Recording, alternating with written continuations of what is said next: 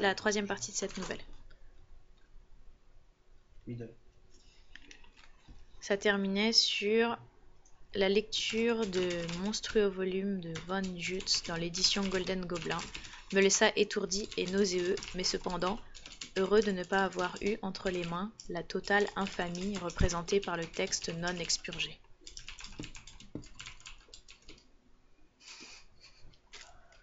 Les balbutiements archaïques reproduits dans le livre noir et liés avec des graphismes et des symboles si proches parents de ceux que portaient le cylindre et le rouleau mystérieux, étaient en vérité de nature à fasciner et à inspirer une terreur non négligeable. Franchissant d'un bond un incroyable gouffre temporel, au-delà de tous les continents, civilisations et races connues de nous, ils se rassemblaient autour d'une nation et d'un continent disparu des années embrumées, fabuleuses de l'aube des temps, ceux auxquels la légende a donné le nom de Mu, et dont les vieilles tablettes, rédigées dans la langue primitive nacale, parlent comme prospérant il y a 200 000 ans, lorsque l'Europe ne donnait asile qu'à des entités hybrides, et lorsque l'Hyperborée, disparue, célébrait le culte sans nom du noir et amorphe Tsathoggua. Il était question d'un royaume ou d'une province appelée Cana, dans un très ancien pays où les premiers humains avaient trouvé des ruines monstrueuses laissées par ceux qui avaient habité là auparavant. Vagues incertaines d'entités inconnues qui s'étaient infiltrées en venant des étoiles et qui avaient vécu pendant des siècles sur un monde oublié, naissant. Cana était un lieu sacré, car de son centre se dressaient vers le ciel les falaises de basalte désertes du mont Yadidgo, coiffées d'une gigantesque forteresse de pierres cyclopéennes, infiniment plus ancienne que l'humanité, et construite par les rejetons étrangers de la sombre planète Yugoth, qui avait colonisé la Terre avant l'apparition de la vie terrestre. La descendance de Yugoth avait péri des siècles auparavant, mais avait laissé derrière elle la monstrueuse et terrible chose vivante qui ne peut jamais mourir, ce dieu infernal des démons Ganatoa, qui était descendu dans les cryptes situées sous cette forteresse de Yadidgo et qui y somnolait éternellement, bien qu'étant invisible. Aucun être humain n'avait jamais gravi les pentes du Yadidgo, ni vu cette abominable forteresse, sauf de loin, comme un contour éloigné et géométriquement anormal. Cependant, la plupart reconnaissaient que Ganatoa était toujours là, à se vautrer et se terrer dans les gouffres insoupçonnés sous les murailles mégalithiques. Il y avait toujours ceux qui croyaient qu'on devait faire des sacrifices à Ganatoa, de peur qu'il ne rampe hors de ses abysses cachés et n'aille dandiner son horrible corps à travers l'univers des hommes, comme il l'avait fait une fois dans le monde primitif de la lignée de Yugoth. Les gens disaient que si on ne lui offrait pas de victimes, Ganatoa reviendrait à la lumière du jour et descendrait des falaises de basalte de Yadidgo, en apportant la mort à tous ceux qu'il pourrait rencontrer. Car aucun être vivant ne pouvait voir Ganatoa, ni une image parfaitement gravée de Ganatoa, même petite, sans subir un changement encore plus horrible que la mort. La vue du dieu ou de son image, toutes les légendes de la descendance de Yugoth sont d'accord sur ce point, signifie paralysie et pétrification d'une nature singulièrement bouleversante. La victime est transformée en pierre et en cuir à l'extérieur, tandis qu'à l'intérieur, le cerveau reste perpétuellement vivant, atrocement immobilisé et emprisonné à travers les siècles, et conscient d'une manière affolante du passage d'interminables époques d'inaction sans recours, jusqu'à ce que le hasard et le temps arrivent à achever la décomposition de la coquille pétrifiée et ne le laissent exposé à la mort. La plupart des cerveaux, bien entendu, deviennent fous longtemps avant que ne survienne cette délivrance différée pendant des siècles. Il n'y a pas dieu humain, disait-on, qui ait jamais aperçu Ganatoa, bien que le danger soit à présent aussi grand qu'il l'avait été pour la descendance de Yugoth. Et il y avait ainsi, à Cana, un culte en l'honneur de Ganatoa. Chaque année, 12 jeunes guerriers et 12 jeunes filles lui étaient sacrifiés. Ces victimes étaient offertes et brûlées sur des autels dans le temple de marbre voisin de la base de la montagne, car personne n'osait escalader les falaises de basalte de Yadidgo ou s'approcher de la forteresse cyclopéenne préhumaine qui s'élevait sur la crête. Vaste était le pouvoir des prêtres de Ganatoa, puisque c'était d'eux seuls que dépendait la protection de Cana et de tout le pays de Mu de l'apparition pétrifiante de Ganatoa hors de son gîte souterrain inconnu. Il y avait dans le pays 100 prêtres du dieu noir, placés sous l'autorité d'Imash-Go, le grand prêtre qui avait le pas sur le roi Tabou à la fête de Nat et qui restait fièrement debout tandis que le roi s'agenouillait devant l'autel dorique. Chaque prêtre avait une maison de marbre, un coffre plein d'or, 200 esclaves et 100 concubines, outre l'immunité au regard de la loi civile et pouvoir de vie ou de mort sur tous les sujets de Cana, à l'exception des prêtres du roi. Cependant, malgré les défenseurs, la peur sévissait toujours de voir Ganatoa se glisser hors des profondeurs et descendre en titubant de la montagne avec de mauvaises intentions, pour apporter au genre humain l'horreur et la pétrification. Dans les dernières années, les prêtres interdisaient même aux hommes de deviner ou d'imaginer quel pouvait être son aspect terrifiant. C'est pendant l'année de la Lune Rouge que von Duns situe à l'an 173 148 avant Jésus-Christ, qu'un être humain a osé pour la première fois défier Ganatoa et sa menace sans nom. Cet hérétique hardi était Tiog, grand prêtre de Shub-Niggurath et gardien du temple de cuivre du bouc aux 1000 jeûnes. Tiog avait longtemps réfléchi au pouvoir des différents dieux. Il avait eu des rêves étranges et des révélations concernant la vie en ce monde et dans les mondes antérieurs. Finalement, il acquit la certitude que les dieux favorables à l'homme pourraient l'aider à combattre les dieux hostiles. Il croyait que Shub-Niggurath, Nug et Yeg, aussi bien que Yig, le dieu serpent, étaient prêts à se ranger aux côtés de l'homme contre la tyrannie et la présomption de Ganatoa. Inspiré par la déesse mère, Tiog rédigea une formule étrange dans le Nakal hiérarchique de son ordre qui, croyait-il, protégerait son possesseur contre le pouvoir terrifiant et pétrifiant du dieu noir. Avec cette protection, se disait-il, il était peut-être possible à un homme hardi d'escalader les redoutables falaises de basalte et d'être le premier des êtres humains à pénétrer dans la forteresse cyclopéenne.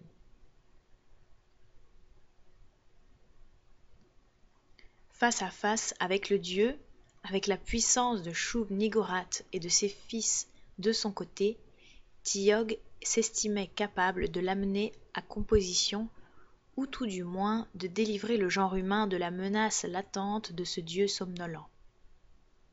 Une fois l'humanité libérée par ses efforts, il n'y aurait aucune limite aux honneurs auxquels il pourrait prétendre. Tous ceux qui revenaient au prêtre de Ganatoa lui seraient obligatoirement transférés. Il n'était pas inconcevable que la royauté ou même la dignité puisse se trouver à sa portée. La divinité puisse se trouver à sa portée. Ainsi, Tiog écrivit sa formule de protection sur un rouleau en membrane de phtagnon. D'après von Just, il s'agit d'une peau interne existant chez une espèce éteinte de lézard, le yakit, et enfermée dans un cylindre gravé de Yilyag, le métal apporté de Yugot par les anciens et qui ne se trouve dans aucune mine de la terre. Ce charme, emporté dans sa robe, le protégerait contre la menace de Ganatoa. Il rétablirait même dans leur état antérieur les victimes pétrifiées du dieu noir si cette entité monstrueuse sortait jamais et commençait ses dévastations. Il se proposait ainsi de gravir la montagne que tout homme évitait et qui était inviolée, de pénétrer dans la citadelle de pierre cyclopéenne aux angles étranges et d'affronter le démon du mal dans sa tanière. Personne ne pouvait deviner ce qui s'ensuivrait, mais l'espoir d'être le sauveur de l'humanité donnait de la force à sa volonté. Cependant, il avait compté sans la jalousie des prêtres de Ganatoa, soucieux de conserver leurs prérogatives et leurs exigences choyées.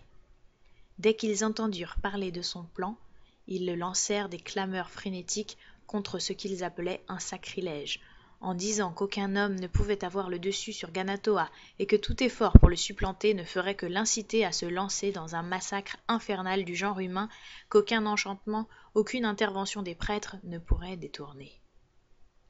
Grâce à ces cris de protestation, ils espéraient rendre l'opinion publique hostile à Tiog. Cependant, le peuple aspirait tellement à être libéré de Ganatoa, il avait une si grande confiance dans l'habileté et le zèle de Tiog que ses manœuvres n'eurent aucun résultat. Même le roi, qui était habituellement un fantoche entre les mains des prêtres, refusa d'interdire l'audacieux pèlerinage de Tiog. C'est alors que les prêtres de Ganatoa firent par la ruse ce qu'ils n'avaient pas réussi à faire ouvertement. Une nuit, Imashmo, le grand prêtre, s'introduisit dans la chambre que Tiog occupait dans le temple et pendant son sommeil lui déroba le cylindre de métal. Il sortit silencieusement le rouleau actif et mit à sa place un autre rouleau très semblable, mais cependant assez différent pour n'avoir aucun pouvoir contre un dieu ou un démon. Après avoir glissé de nouveau le cylindre dans le vêtement du dormeur, Imashmo était satisfait, car il y avait bien peu de chance pour que Tiog examine à nouveau le contenu de ce cylindre. Se croyant lui-même protégé par le véritable rouleau, l'hérétique gravirait la montagne interdite pour s'introduire en présence du démon. Ganatoa, qui ne serait plus mis en échec par la magie, s'occuperait du reste. Il n'était plus nécessaire au prêtre de Ganatoa de prêcher contre le défi qu'il avait lancé. Que Tiog poursuive son chemin et rencontre son destin. Tous les prêtres vénéraient toujours en secret le rouleau dérobé, le charme véritable et puissant. Il serait transmis d'un grand prêtre à son successeur et utilisé à l'avenir dans toute circonstance fâcheuse lorsqu'il serait nécessaire de contrarier la volonté du dieu démon. Imashmo dormit donc paisiblement pendant le reste de la nuit avec le vrai rouleau dans un nouveau cylindre qui avait été préparé pour le recevoir. À l'aube du jour des flammes du ciel, appellation non précisée par von Just, Tiog, au milieu des prières et des litanies du peuple, avec la bénédiction du roi Tabou sur sa tête, partit à l'assaut de la terrible montagne, un bâton de bois de Tlat à la main droite. Dans sa robe se trouvait le cylindre contenant ce qu'il prenait pour le véritable charme, car, bien entendu, il n'avait pas découvert l'imposture. Il n'y avait pas non plus la moindre ironie dans les prières qu'Imashmo et les autres prêtres de Ganatoa avaient entonnées pour son salut et son succès.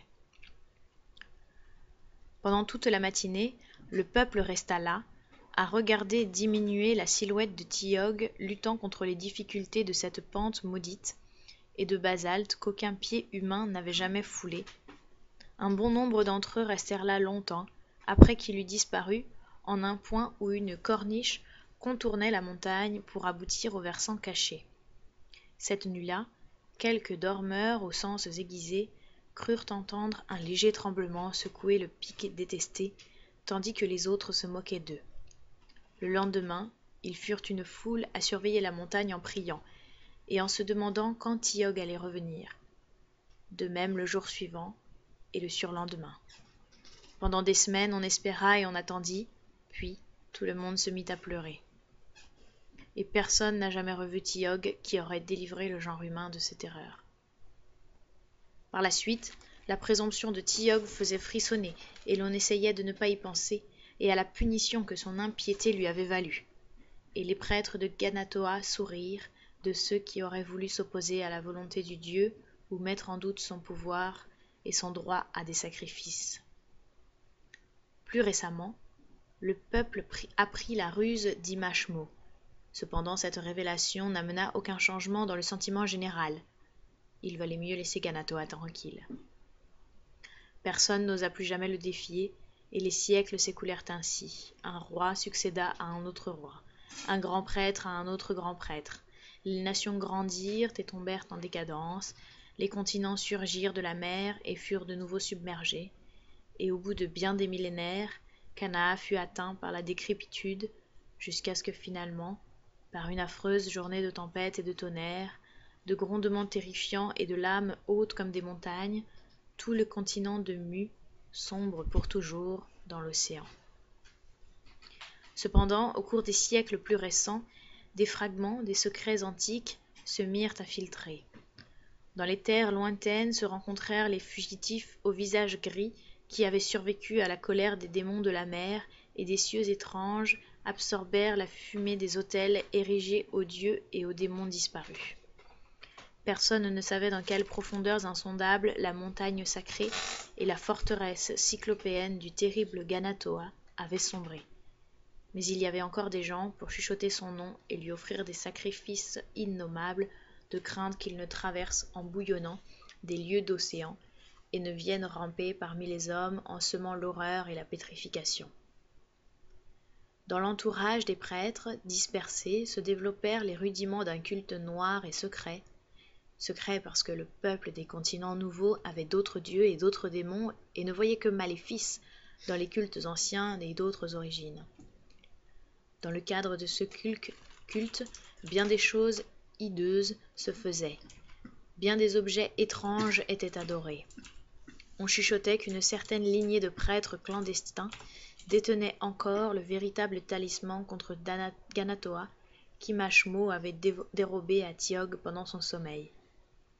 Cependant, il ne restait personne qui pût lire ou comprendre ces syllabes mystérieuses ou même deviner dans quelle partie du monde était situé le Kahana disparu, le terrible sommet du Yadidgo et la forteresse géante du dieu démon.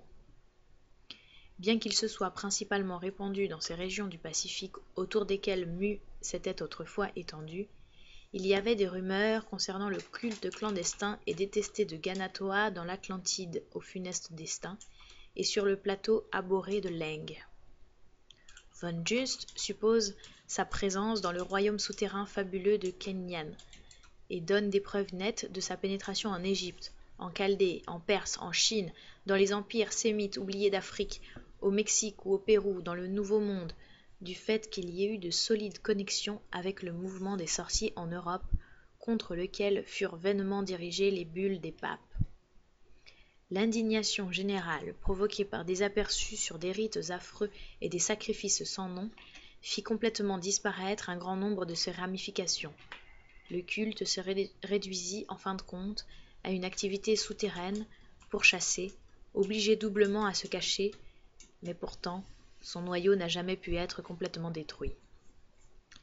Il a toujours survécu d'une manière ou d'une autre, principalement en Extrême-Orient, dans les îles du Pacifique, où ses enseignements reparaissaient dans la tradition ésotérique de l'aréoi polynésien. Von Just fait des allusions subtiles et inquiétantes à son contact réel avec ce culte, si bien qu'au cours de ma lecture j'ai frissonné en pensant au bruit qui courait sur sa mort. Il a parlé du développement de certaines idées concernant l'apparition du dieu démon qu'aucun être humain, à part le trop audacieux Tiog, qui n'est jamais revenu, n'a jamais vu, et opposait cette habitude d'en discuter au tabou qui régnait dans le Mu antique contre toute tentative d'imaginer à quoi ressemblait cette horreur. Les murmures terrifiés et fascinés des dévots sur ce sujet étaient particulièrement effrayants.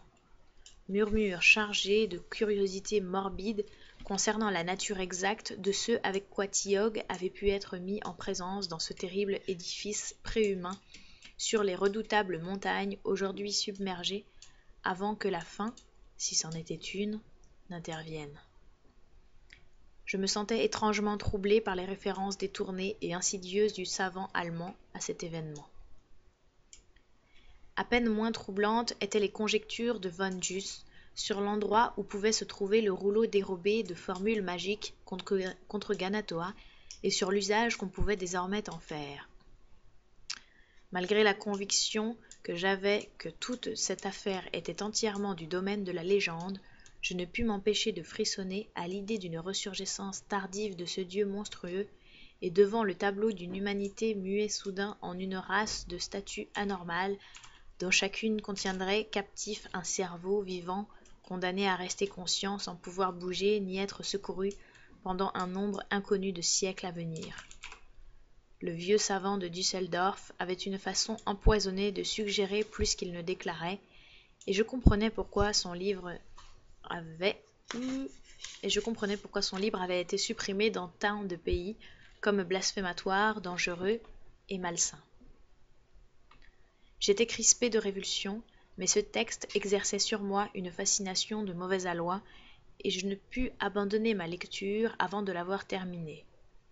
Les prétendues reproductions des dessins et des idéogrammes ressemblaient d'une façon frappante et merveilleuse aux gravures de cet étrange cylindre et aux caractères tracés sur le rouleau. Tout exposé abondait en détails présentant une vague et irritante ressemblance avec ce qui touchait à l'affreuse momie. Le cylindre et le rouleau, la situation dans le Pacifique, l'idée persistante du vieux capitaine Weatherby, selon laquelle la crypte cyclopéenne où la momie avait été découverte s'était trouvée jadis sous un vaste édifice. J'étais en quelque sorte vaguement content que l'île volcanique ait été submergée avant qu'on ait pu ouvrir ce qu'on prenait pour une lourde trappe. Si t'as besoin de bouger, vas-y. Mais depuis tout à l'heure je bouge, tu me vois même pas. Si, je te vois. Je vois que toi dans ma caméra. Ce que j'avais lu dans le livre noir constituait une préparation diaboliquement adéquate aux nouvelles et aux événements plus récents qui se mirent à s'imposer à mon attention dès le printemps de 1932. Je me rappelle à peine quand, au juste, les rapports de plus en plus fréquents sur l'action de la police contre les cultes étranges et fantastiques d'Orient et d'ailleurs commencèrent à m'impressionner. Mais vers le mois de mai ou de juin, je me rendis compte qu'il y avait, de par le monde, une surprenante et insolite poussée d'activité de la part d'organisations mystiques, bizarres, occultes et ésotériques, qui se tenaient habituellement tranquilles et dont on entendait rarement parler. Je n'aurais vraisemblablement pas rapproché ces deux comptes rendus des allusions de Von Jutz ni de la vogue furieuse de la momie et du cylindre du musée dans le grand public s'il n'y avait pas eu certaines syllabes significatives et ressemblances persistantes, sur lesquelles la presse s'était appesantie pour faire sensation, dans les rites et les discours de différents célébrants de cultes secrets livrés à l'attention du public. En tout cas, je ne pouvais m'empêcher de remarquer avec un certain malaise le retour fréquent d'un nom, sous diverses formes corrompues, vers lequel semblait converger tout ce qui concernait le culte et qui, visiblement, était considéré avec un singulier mélange de respect et de terreur. Quelques-unes des formes citées étaient Gantanta, Tanota, Tanta, Gatan et Ktata. Il n'était pas besoin des suggestions de mes correspondants occultistes, à présent nombreux, pour me faire apercevoir dans ces variantes d'une hideuse et suggestive parenté avec le nom monstrueux transcrit par Von Jutz comme Ganatoa. Il y avait d'autres détails gênants. À chaque instant, les rapports mentionnaient de vagues références effrayées à un véritable rouleau, une chose à laquelle semblaient suspendues des conséquences bouleversantes et dont on disait qu'il se trouvait sous la garde d'un certain Nagob, que ce soit ce nom-là ou un autre. De même, il y avait une répétition insistante d'un nom ressemblant à Tog, Tiok, Yog, Zob ou Yob, et que ma conscience de plus en plus excitée rapprochait involontairement de Tiog, cet hérétique infortuné suivant le nom qui lui est donné dans le livre noir.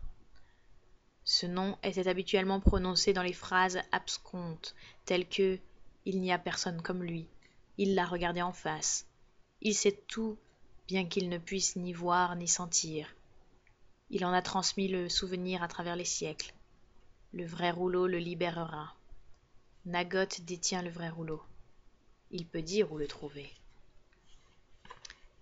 Il y avait sans aucun doute quelque chose de curieux dans l'air, et je ne fus pas surpris quand mes correspondants occultistes, de même que les journaux à sensation du dimanche se mirent à établir des relations entre les récentes agitations anormales et les légendes de Mu d'une part, et la récente exploitation de la terrifiante momie d'autre part.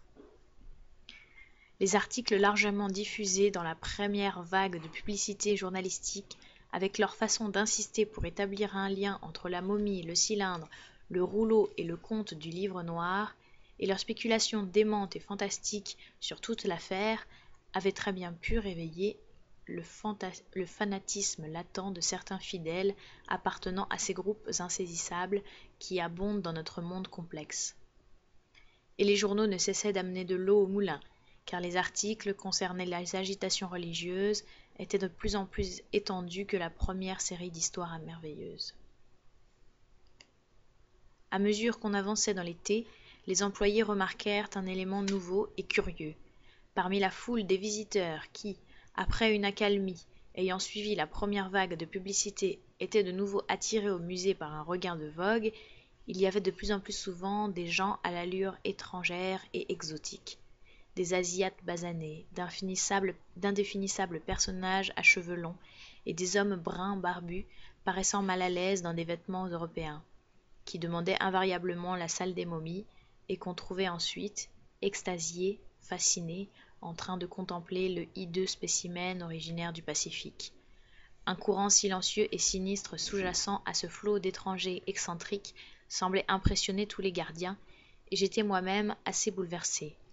Je ne pouvais m'empêcher de penser aux agitations culturelles sévissant justement parmi les exotiques de ce genre, et au rapport de ces agitations avec des mythes tous trop proches de l'effrayante momie et de son cylindre au rouleau.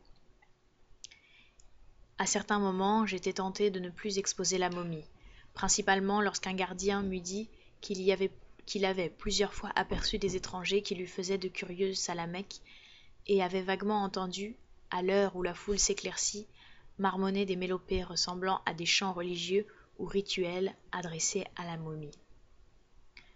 L'un des gardiens fut victime d'une curieuse hallucination à propos de l'horreur pétrifiée qui se trouvait bien à part dans sa boîte de verre. Il prétendait qu'il pouvait discerner, de jour en jour, certains changements, vagues, subtils et infiniment légers dans la flexion crispée des pinces osseuses, dans l'expression affolée de terreur du visage de cuir. Il ne pouvait se défaire de l'affreuse idée que ses horribles yeux saillants étaient soudain sur le point de s'ouvrir. C'était au début septembre, lorsque la foule des curieux s'était éclaircie à la salle des momies, et elle était parfois vide, qu'eut lieu la tentative pour arriver à la momie en découpant le verre de sa boîte. Le coupable, un Polynésien basané, surpris à temps par un gardien, fut maîtrisé avant qu'il n'ait eu le moindre dommage. Soumis à un interrogatoire, il se trouva que c'était un Hawaïen, connu pour son activité dans certains cultes clandestins, et affligé d'un épais dossier de police pour célébration de cultes, de sacrifices anormaux et inhumains. Dont quelques-uns des papiers découverts dans sa chambre étaient intrigants, troublants. Il comprenait un grand nombre de feuillets couverts de hiéroglyphes ressemblant étroitement à ceux du rouleau du musée et du livre noir de von Jutz, mais dont on ne put l'amener à parler à leur sujet. Une semaine à peine après cet incident, une autre tentative pour parvenir à la momie, cette fois en sabotant la serrure de sa caisse, aboutit à une seconde arrestation. Le délinquant, un Singalais, avait un dossier aussi long et déplaisant que celui de l'Hawaïen pour des activités cultuelles abominables. Il fit montre d'une mauvaise volonté semblable quand il s'agit de parler aux policiers. Ce qui rendait ce cas doublement intéressant dans le sens des questions occultes, c'était qu'un gardien l'avait remarqué à plusieurs reprises et entendu adresser à la momie des incantations contenant, à ne pas s'y tromper, le mot « tiog », souvent répété. En conséquence, je doublai le nombre de gardiens dans la salle des momies et leur prescrivis de ne jamais perdre de vue, même pour un moment, ce spécimen désormais célèbre. Comme on peut l'imaginer, la presse fit beaucoup de bruit autour de ces deux incidents. Elle reprit ses développements sur la primitive et fabuleuse Mu et prétendit hardiment que la hideuse momie n'était autre que Tiog, l'audacieux hérétique, pétrifié par quelque chose qu'il avait vu dans la citadelle préhumaine où il avait pénétré et gardé intacte pendant 175 000 ans d'histoire turbulente de notre planète. On disait avec insistance et répétait de la façon la plus sensationnelle que les dévots étrangers représentaient des cultes issus de Mu et qu'ils adoraient la momie, ou peut-être même essayaient de la rappeler à la vie par leurs charmes et leurs incantations. Les auteurs exploitaient l'insistance des vieilles légendes à affirmer que le cerveau des victimes de Ganatoa pétrifié était conscient et intact. Cela servait de point de départ aux spéculations les plus effrénées et les plus improbables. La mention d'un vrai rouleau était également l'objet de l'attention qui convenait, la théorie populaire prédominante étant que le charme contre Ganatoa avait été dérobé à Thiog et existait encore quelque part, et que les pratiquants de ce culte essayaient de le mettre en contact avec Thiog lui-même dans un but qu'ils connaissaient. Le résultat de cette exploitation fut qu'une troisième vague de visiteurs se mit à envahir le musée, bouche bée, et à contempler la momie infernale qui servait de point de départ à toute cette étrange et troublante affaire. C'est parmi cette vague de spectateurs qui, pour un grand nombre, étaient venus à plusieurs reprises, que les racontars concernant les vagues changements survenus dans l'aspect de la momie commencèrent à se répandre. Je suppose, malgré l'idée troublante qu'avait eue ce gardien nerveux quelques mois auparavant, que le personnel du musée était trop habitué à voir constamment les formes étranges pour prêter attention aux détails. En tout cas, ce furent les murmures excités des visiteurs qui finirent par éveiller l'attention des gardiens sur cette mutation subtile qui, apparemment, progressait. Presque au même instant, la presse s'en emparait avec des résultats de mauvais goût qu'on imagine aisément. Naturellement, j'ai accordé à l'affaire mon attention la plus poussée, et, vers le milieu d'octobre, j'eus la certitude d'une désintégration caractérisée de la momie qui était en cours. Grâce à l'influence physique ou chimique d'un principe se trouvant dans l'air, les fibres moitié pierre, moitié cuir paraissaient se relâcher graduellement et causer des variations discernables dans les angles des membres et certains détails de l'expression du visage tordu par la frayeur.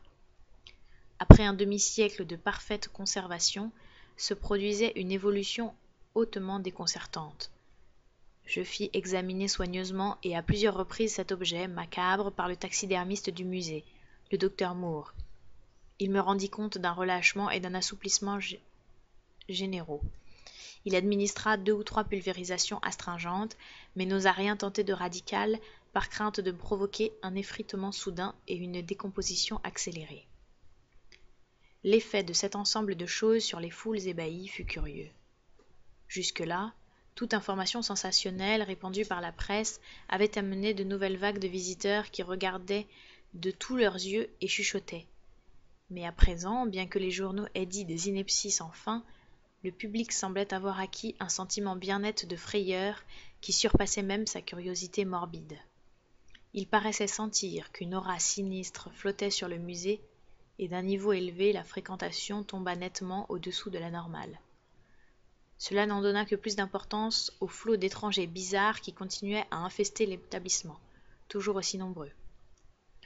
Le 18 novembre, un Péruvien de race indienne fut atteint d'une étrange crise de nerfs ou d'épilepsie devant la momie.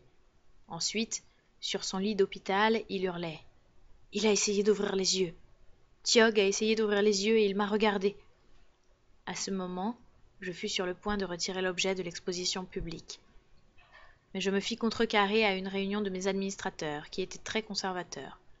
Cependant, je pouvais voir que le musée commençait à acquérir une mauvaise réputation dans son quartier austère et tranquille.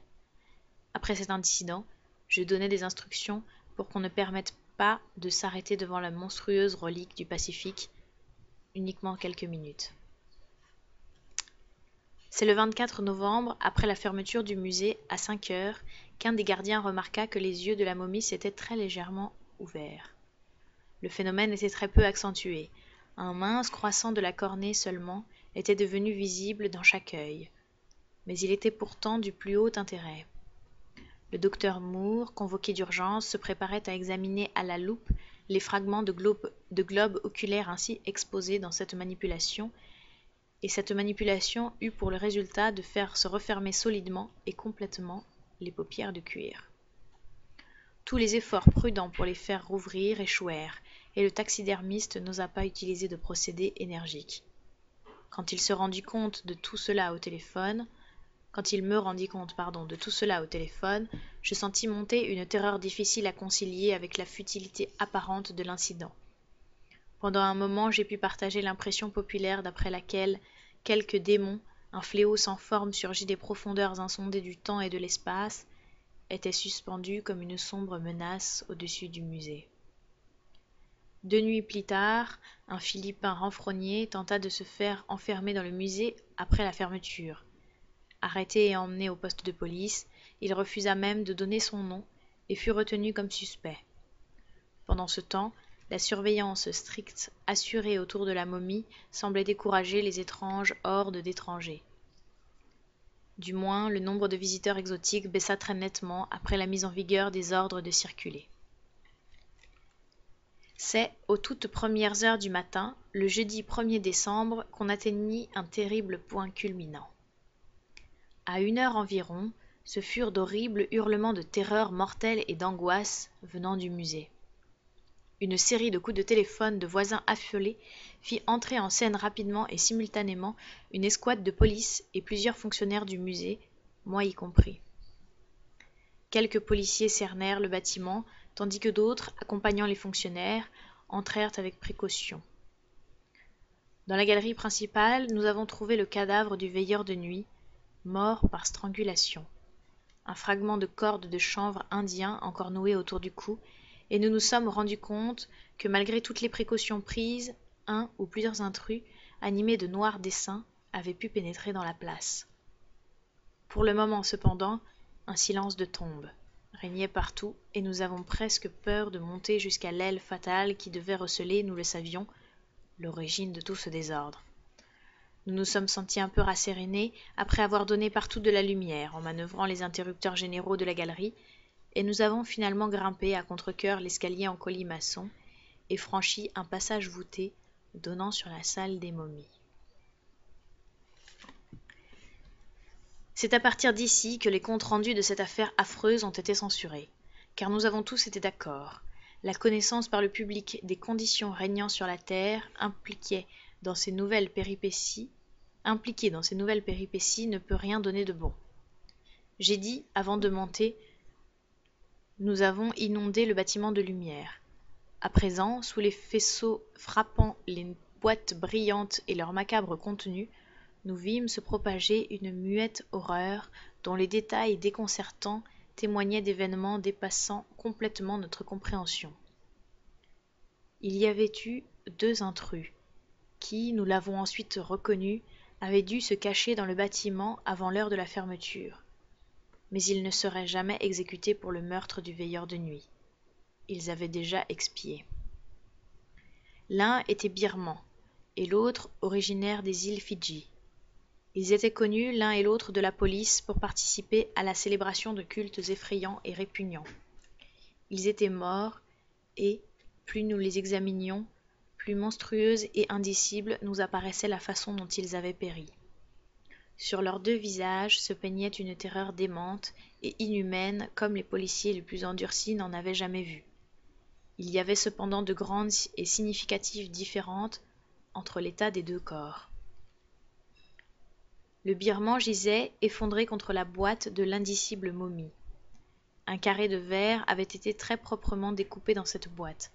Dans sa main droite, il avait un rouleau d'une membrane bleuâtre qui, je le vis aussitôt, était couverte d'hiéroglyphes grisâtres, presque une reproduction du rouleau contenu dans l'étrange cylindre de la bibliothèque de l'étage au-dessous, bien qu'une étude ultérieure ait fait apparaître de légères différences.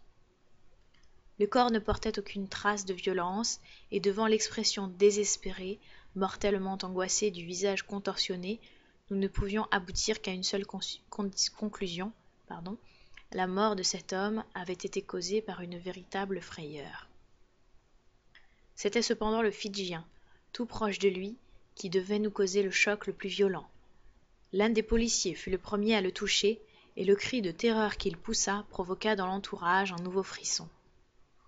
Nous aurions dû savoir, d'après le gris mortel de cette figure qui avait été noire et qui était tordue par la peur, et de ses mains osseuses dont l'une était restée crispée sur une torche électrique, qu'il y avait là quelque chose de hideusement anormal.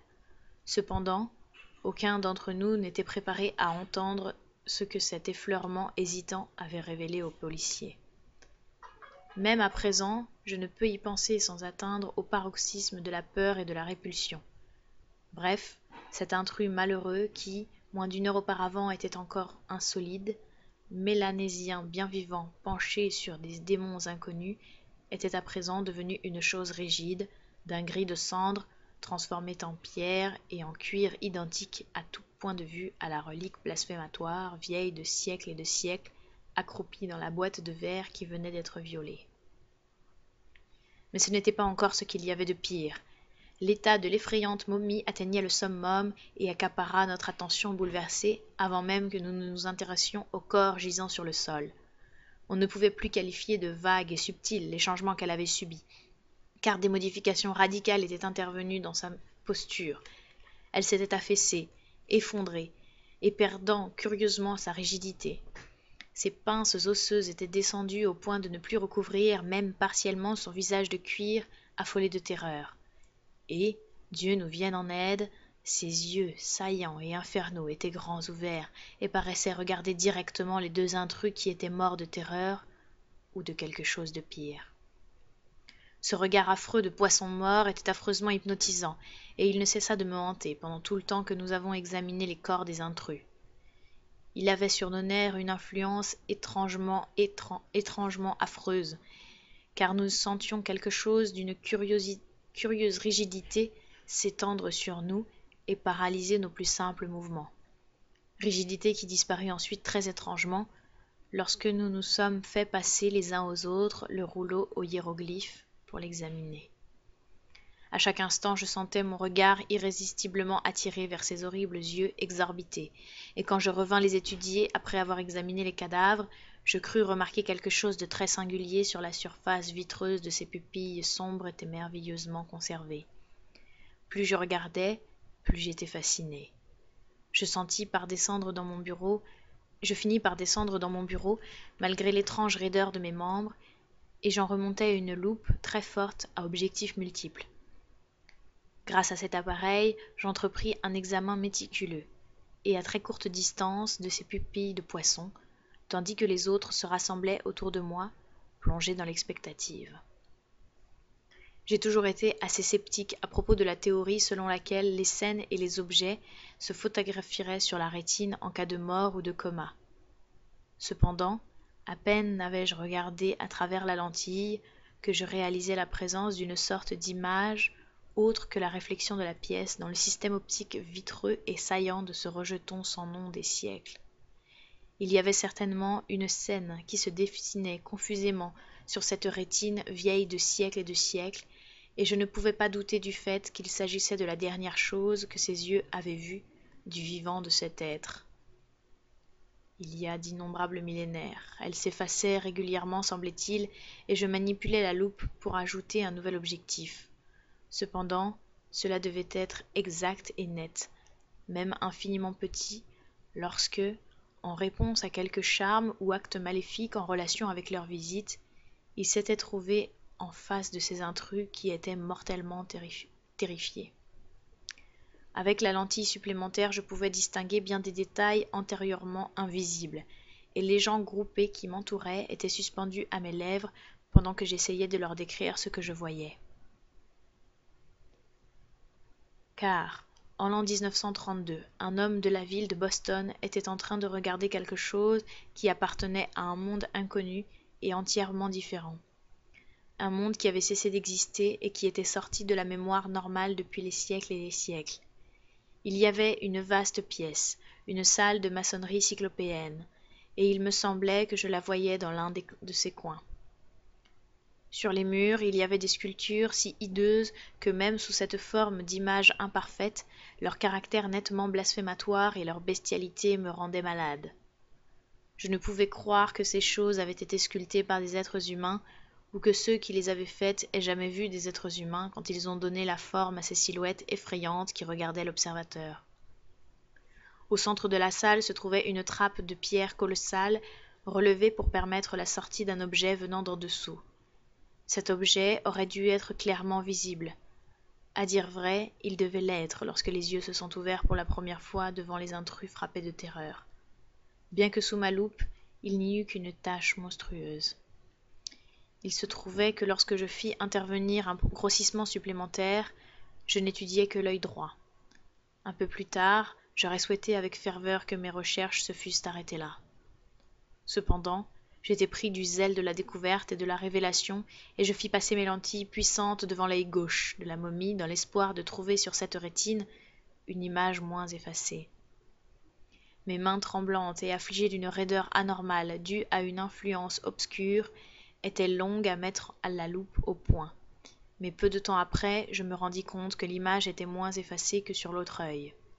Je vis dans un éclair morbide et à demi distincte l'intolérable chose qui se hissait au travers de cette trappe prodigieuse dans cette crypte cyclopéenne datant des temps immémoriaux et appartenant à un monde disparu. Et je tombai évanoui en poussant un cri inarticulé dont je n'ai même pas honte. Le temps que je reprenne mes esprits, il n'y avait plus rien dans aucun des deux yeux de la monstrueuse momie. Le sergent Keefe de la police regarda avec ma loupe, car je ne pouvais plus me résoudre à me trouver encore une fois face à cette entité anormale. Je remerciai les puissances du cosmos de ne pas avoir regardé plus tôt. Il me fallut toute ma volonté et beaucoup de sollicitations pour me faire rendre compte de ce que j'avais aperçu dans ce hideux moment de révélation. À dire vrai, je ne pus parler que lorsque nous nous fûmes tous retrouvés dans mon bureau à l'étage du dessous, hors de la vue de cette chose démoniaque qui ne pouvait pas être. Car j'avais commencé à recueillir les notions les plus terribles et les plus fantastiques sur la momie, avec ses yeux vitreux et saillants. C'est qu'elle était douée d'une sorte de conscience infernale. Elle voyait tout ce qui se passait devant elle, et elle essayait en vain de communiquer quelque message effrayant surgi des abîmes du temps. Cela revenait à devenir fou, mais finalement je pensais que je pourrais mieux m'en sortir si je disais ce que j'avais à moitié vu. Après tout, ce n'était pas long à dire. J'avais vu se glisser et surgir hors de la trappe béante de la crypte cyclopéenne une monstruosité béhémotesque si incroyable que je ne pouvais pas douter de son pouvoir de tuer par sa simple vue. Même aujourd'hui, je ne peux encore l'évoquer par aucun des mots dont je dispose. Je pourrais la qualifier cela de gigantesque, tentaculaire, proboscidien, à l'œil de pieuvre, à demi amorphe, plastique, en partie squameux et en partie rugueux. Pouah! Mais rien de ce que je pourrais dire ne sera jamais capable de laisser entrevoir la répugnante horreur, impie, non humaine, extragalactique, et la malfaisance haïssable et indescriptible de ce rejeton interdit du noir chaos et de la nuit éternelle. Tandis que j'écris ces mots, les images mentales qui s'y associent me font tomber à la renverse, en proie à la nausée. En disant ce que j'avais vu aux hommes qui m'entouraient dans le bureau, il me fallut lutter pour conserver la conscience que j'avais retrouvée. Mes auditeurs n'étaient pas moins émus que moi. Pendant un bon quart d'heure, personne n'éleva la voix au-dessus du murmure, et il y eut des références terrifiées, à demi furtives, aux légendes terribles du livre noir, aux récentes histoires des journaux à propos d'agitations cultuelles, et aux récents événements s'étant produits dans le musée. Ganatoa. Même sa plus petite image parfaite peut pétrifier. Tiog, le faux rouleau. Il n'est jamais revenu. Le vrai rouleau qui peut détruire la pétrification complètement ou partiellement. Est-ce que cela a survécu? Les cultes infernaux. Les phrases entendues. Il n'y en a pas d'autre comme lui. Il a posé les yeux sur son visage. Il sait tout, bien que ne pouvant ni voir ni sentir.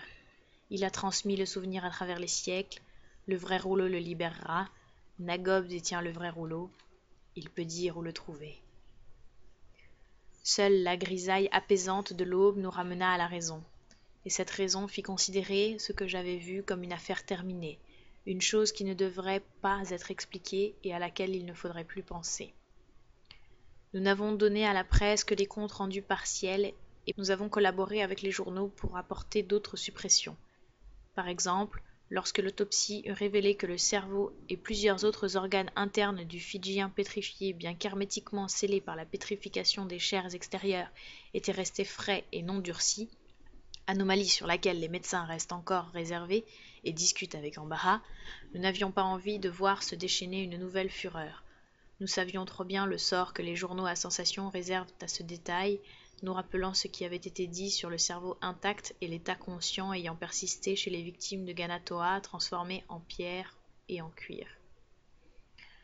Au point où en étaient les choses, les journalistes soulignèrent le fait que l'homme qui tenait le rouleau au hiéroglyphe et qui l'avait évidemment lancé à la momie à travers l'ouverture de la boîte n'était pas pétrifié, tandis que l'homme qui ne l'avait pas eu à la main l'était. Lorsqu'ils nous demandèrent de faire certaines expériences, appliquer successivement le rouleau sur le corps transformé en pierre et en cuir du Fidjien et sur la momie elle-même, nous refusâmes avec indignation d'encourager ces idées superstitieuses. Naturellement, la momie fut soustraite à la vue du public et transférée au laboratoire du musée, en attendant un examen réellement scientifique en présence d'une autorité médicale compétente. En nous rappelant les événements antérieurs, nous l'avons fait étroitement garder. Mais même ainsi, le 5 décembre à 2h25 du matin, on tenta de pénétrer dans le musée. Le déclenchement rapide de la sonnette d'alarme a fait avorter l'entreprise, mais malheureusement, le ou les criminels ont pu s'échapper. Je me félicite vivement qu'aucune allusion à des faits ultérieurs n'ait été jamais portée à la connaissance du public. Je souhaiterais ardemment qu'il n'y ait plus rien à dire. Il y aura des fuites, bien entendu, et si quelque chose m'arrive, je ne sais pas ce que mes exécuteurs testamentaires feront de ce manuscrit. Mais au moins, l'affaire ne sera plus désagréablement présente à l'esprit de la foule quand viendra la révélation. En outre, personne ne croira aux faits quand ils seront finalement exposés. C'est ce qu'il y a de curieux avec les masses. Quand leur presse à sensation fait des allusions, elles sont prêtes à tout avaler. Mais lorsqu'une révélation stupéfiante et anormale est vraiment faite, elles l'écartent comme mensongère et en rient. C'est probablement mieux pour l'équilibre général. J'avais dit qu'un examen scientifique de l'effrayante momie était projeté. Il fut procédé le 8 décembre, une semaine exactement après que l'affaire eut atteint son point culminant. Il fut dirigé par l'éminent docteur Minot William, en collaboration avec Wentworth Moore, docteur S-Sciences, taxidermiste du musée. Le docteur Minot avait assisté, une semaine auparavant, à l'autopsie du Fidjien curieusement pétrifié.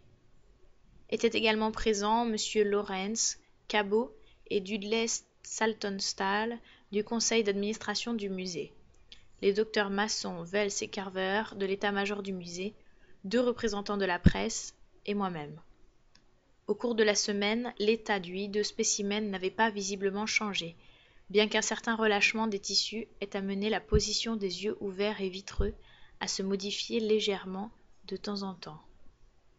Tous les membres du personnel appréhendaient à regarder cette chose, car l'air qu'elle avait de vous contempler silencieusement et consciencieusement était devenu intolérable, et il me fallut un gros effort pour me résoudre à assister à l'examen. Le docteur Minot arriva peu après 1h de l'après-midi, et dans les quelques minutes qui suivirent, il entreprit son examen. Une désintégration se produisait à mesure qu'il avançait la main, et pour cette raison, et à cause aussi de ce que nous lui avons dit concernant le relâchement progressif du spécimen depuis le 1er octobre, il décida qu'une dissection complète devait être effectuée avant que les tissus ne se détériorent davantage. Les instruments nécessaires se trouvaient dans le matériel du laboratoire, et il commença aussitôt. Il poussait à haute voix des exclamations devant la qualité étrange, fibreuse de la substance momifiée grisâtre.